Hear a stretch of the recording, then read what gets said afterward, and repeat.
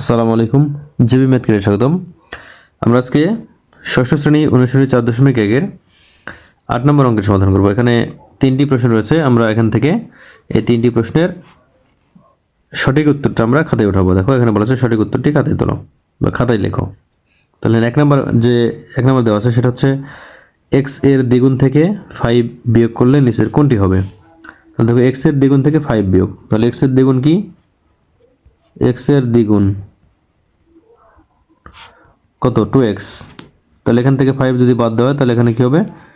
2x - 5 হবে। তাহলে এখানে কিন্তু অপশান খ এটা হচ্ছে সঠিক হবে, অর্থাৎ আমাদের সঠিক উত্তর হচ্ছে 2x - 5। তখন যেটা 2 নম্বর বলা আছে যে a এর 3 গুণের সাথে x এর y গুণ যোগ করলে নিচের কোনটি হবে। a এর 3 গুণ, তাহলে a এর 3 গুণ কি হবে? a এর 3 গুণ, তাহলে কত? এটা হচ্ছে 3a।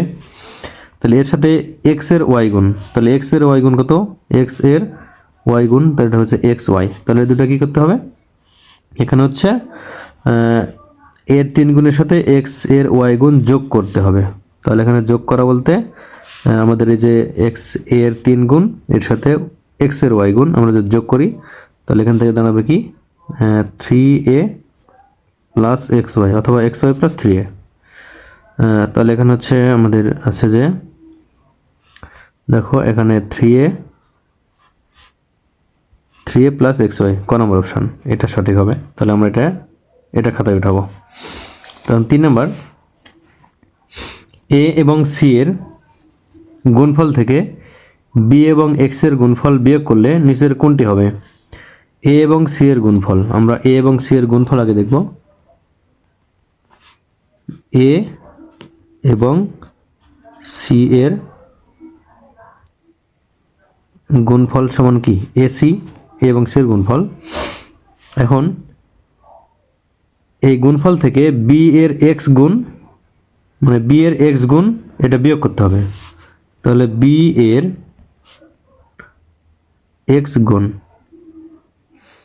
b এর x গুণ তাহলে কি হবে? এটা হচ্ছে bx। এটা হচ্ছে ac, a এর c গুণ, a এবং c এর গুণফল ac, b এর x গুণ হচ্ছে bx। তাহলে এটা কি করতে হবে? a এবং c এর গুণফল থেকে b এবং x এর গুণফল বিয়োগ করতে হবে। তাহলে এটা আমরা বিয়োগ করব। তাহলে বিয়োগ হবে কি? এটা হবে ac,